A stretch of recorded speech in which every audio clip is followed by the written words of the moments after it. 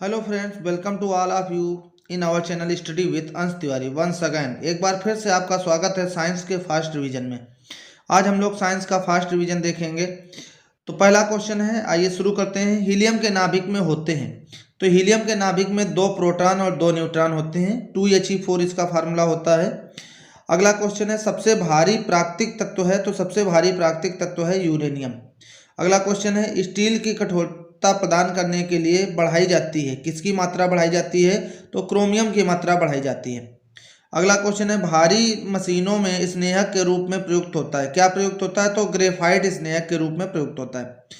अगला क्वेश्चन है, हैलोजनों में सर्वाधिक अभिक्रियाशील कौन होता है, तो फ्लोरीन होता है। अगला क्वेश्चन है, पृथ्वी के चारों ओर गैसों का समूह क्या कहलाता है, तो पृथ्वी के चारों ओर गैसों का समूह वायुमंडल कहलाता है। अगला क्वेश्चन है, अम्ल वर्षा का मुख्य कारण है SO2 सल्फर डाइऑक्साइड। आप देख रहे हैं इसको हम कई बार रख चुके हैं क्योंकि ये इंपॉर्टेंट क्वेश्चन है, ये आपको रट जाना चाहिए। अगला क्वेश्चन है, शक्कर का किण्वन से क्या बनता है, तो शक्कर के किण्वन से इथाइल अल्कोहल बनता है। अगला क्वेश्चन है, जीव विकास को सबसे पहले किसने समझाया था, तो जीव विकास को सबसे पहले लैमार्क ने समझाया था। आलू में ब्लैक हार्ट का कारक क्या है, तो आलू में ब्लैक हार्ट का कारक होता है पोटेशियम की कमी। एक और नई खुशखबरी है आप लोगों के लिए कि जैसे कि मैथ में आपको लाइव पढ़ने को मिलता है वीडियो में, उसी तरह से अब आपको बोर्ड पे साइंस भी लाइव मिलने वाली है बहुत ही जल्द स्टार्टिंग होने वाली है। तो इसलिए बस ये समझ लीजिए उसमें और भी बहुत ज़्यादा मज़ा आने वाला है। तो तब तक हम लोग काफ़ी क्वेश्चन रिवीजन कर लेते हैं और उसके बाद बहुत मज़ा आएगा उसमें। तो आलू में ब्लैक हार्ट का कारक क्या है, पोटेशियम की कमी। अगला क्वेश्चन है, हल्दी में पौधे का खाने लायक हिस्सा क्या होता है, उसे हम बोलते हैं प्रकंद। रक्त में लाल रंग किसके कारण होता है, तो रक्त में लाल रंग जो होता है वो हीमोग्लोबिन नामक प्रोटीन के कारण होता है। अगला क्वेश्चन है, बल की परिभाषा न्यूटन के किस गति के नियम से मिलती है, तो न्यूटन के प्रथम गति के नियम से हमें बल की परिभाषा मिलती है। और प्रथम न्यूटन का गति का नियम क्या है कि यदि कोई वस्तु विरामावस्था में है तो विरामावस्था में ही रहेगी, यदि एक समान गति की अवस्था में है तो एक समान गति की अवस्था में ही रहेगी, जब तक कि उस पर कोई बाह्य बल आरोपित ना किया जाए।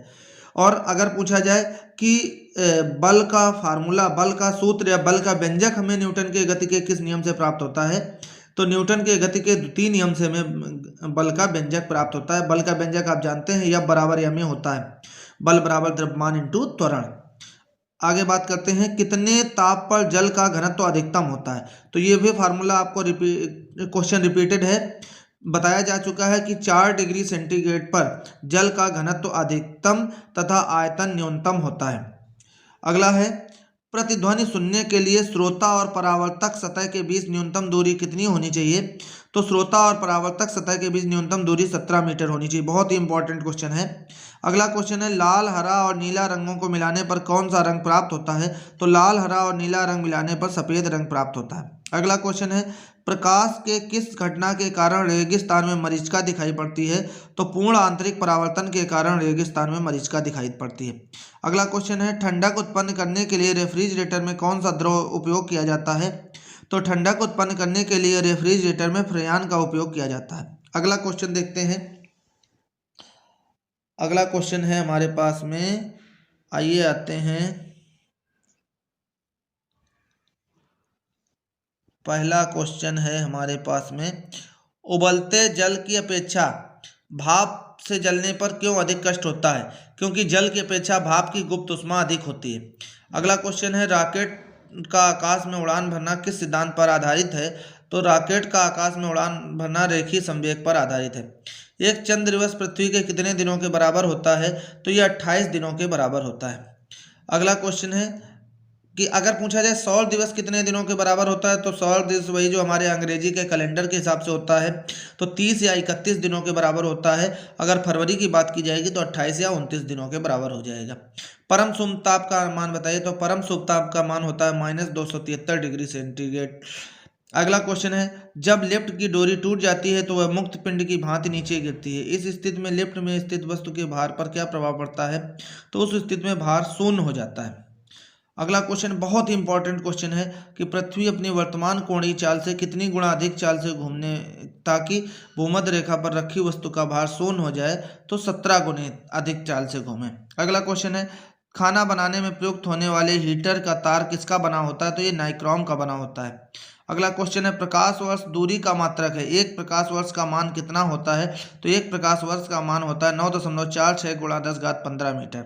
अगर पूछा जाए कि दूरी का सबसे बड़ा मात्रक क्या होता है, तो दूरी का सबसे बड़ा मात्रक पारसेक होता है। Parsec, PARSEC। अगला क्वेश्चन है आपेक्षिक आर्द्रता किस यंत्र के द्वारा मापा जाता है? तो आपेक्षिक आर्द्रता हाइग्रोमीटर के द्वारा मापा जाता है। अगला क्वेश्चन है पृथ्वी तल से पलायन वेग का मान कितना होता है? तो पृथ्वी तल से पलायन वेग का मान 11.2 किलोमीटर प्रति सेकेंड होता है। अगर यही क्वेश्चन पूछा जाए कि कक्षीय वेग का मान कितना होता है, तो ये लगभग 8 किलोमीटर प्रति सेकेंड होता है। एक और क्वेश्चन आता है कि कक्षीय वेग को कितना बढ़ा दिया जाए जिससे कोई भी पिंड जो है वो पृथ्वी तल से पलायन कर जाए। तो अगर हम कक्षीय वेग का मान √2 गुना बढ़ा दें या 41% बढ़ा दें, तो वह पिंड कक्षीय वेग से हटकर पलायन वेग प्राप्त कर लेगा और पृथ्वी के गुरुत्वाकर्षण बल से बाहर निकल जाएगा। अगला क्वेश्चन है फ़ारेनहाइट पैमाने पर में हिमांक बिंदु एवं भाप बिंदु कितनी होती है? तो फ़ारेनहाइट पैमाने में हिमांक बिंदु 32 डिग्री फ़ारेनहाइट होता है और भाप बिंदु 212 डिग्री फ़ारेनहाइट होता है। अगला क्वेश्चन है दूध की शुद्धता किस यंत्र के द्वारा मापी जाती है? तो दूध की शुद्धता लैक्टोमीटर के द्वारा मापी जाती है। अगला क्वेश्चन है किस वैज्ञानिक कारण से डिटर्जेंट में कपड़े अच्छी तरह घुल जाते हैं? तो इसका कारण है पृष्ठ तनाव। अगला क्वेश्चन है कितने हर्ट्ज तक की अनुभूति मानव अपने कानों द्वारा अनुभव कर सकता है? तो 20 हर्ट्ज से 20,000 तक की आवृत्ति को मानव सुन सकता है। अगला क्वेश्चन है किस विद्युत चुंबकीय तरंग की वेदन क्षमता सबसे अधिक होती है? तो गामा किरणों की वेदन क्षमता सबसे अधिक होती है। चलिए अगले क्वेश्चन की बात करते हैं। अगला क्वेश्चन है हमारा किस कारण से वायुयान में बैठे यात्री के फाउंटेन पेन से स्याही रिस जाती है? तो वायुमंडलीय दाब में कमी के कारण। अगला क्वेश्चन है भूस्थायी उपग्रह पृथ्वी से लगभग कितनी ऊंचाई पर स्थित होते हैं? तो ये 36,000 किलोमीटर की ऊंचाई पर उपस्थित होते हैं। भूस्थायी उपग्रह वो उपग्रह होते हैं जिनका परिक्रमण काल लगभग पृथ्वी के परिक्रमण काल के बराबर होता है, अर्थात 24 घंटे होता है। ये कृत्रिम उपग्रह होते हैं। अगला क्वेश्चन है गुरुत्वीय त्वरण का मान अधिकतम कहाँ पर होता है? तो पृथ्वी के ध्रुव पर गुरुत्वीय त्वरण का मान अधिकतम होता है और भूमध्य रेखा पर गुरुत्वीय त्वरण का मान सबसे कम होता है। अगला क्वेश्चन है पानी में डूबी हुई सीधी छड़ किस प्रकार से टेढ़ी दिखाई पड़ती है? तो प्रकाश के अपवर्तन के कारण ऐसा होता है। अगला क्वेश्चन है भारत का प्रथम न्यूक्लियर रिसर्च रिएक्टर। अगला क्वेश्चन है हमारा क्या हो गया, आ जाओ भाई। हाँ, भारत का प्रथम न्यूक्लियर रिसर्च रिएक्टर कौन सा है? तो ये अप्सरा है। अगला क्वेश्चन है गैसों और द्रवों में ऊष्मा का संचरण किस विधि द्वारा होता है? तो ये संवहन विधि द्वारा होता है। अगला क्वेश्चन है सूर्य के प्रकाश को पृथ्वी तक आने में कितना समय लगता है? तो ये 8 मिनट 20 सेकेंड लगता है। इसको हम 500 सेकेंड भी कह सकते हैं और 8 सही 1/3 मिनट भी कह सकते हैं। किस रंग के प्रकाश का प्रकीर्णन सबसे अधिक होता है? तो बैंगनी रंग के प्रकाश का प्रकीर्णन सबसे अधिक होता है। अगला क्वेश्चन है चिड़िया का आकाश में उड़ना न्यूटन के किस नियम को प्रतिपादित करता है? तो ये तीसरे नियम को प्रतिपादित करता है। अगला क्वेश्चन है पनडुब्बी में पानी के अंदर से बाहर की वस्तुओं को देखने के लिए किस यंत्र का प्रयोग किया जाता है? तो पनडुब्बी में पानी के अंदर से बाहर की वस्तुओं को देखने के लिए पेरिस्कोप का उपयोग किया जाता है। अवतल लेंस द्वारा वस्तु का प्रतिबिंब किस प्रकार का बनता है? तो अवतल लेंस द्वारा वस्तु का प्रतिबिंब हमेशा वस्तु से छोटा और सीधा बनता है। लिफाफे पर गोंद लगा डाक टिकट किस बल के कारण चिपकता है? तो ये असंजन बल के कारण चिपकता है। दो बल होते हैं, ससंजक और असंजक बल। ससंजक बल हमेशा उन अणुओं के बीच में लगता है, एक ही अणु, जैसे द्रव द्रव है, जल जल है तो ससंजक लगेगा।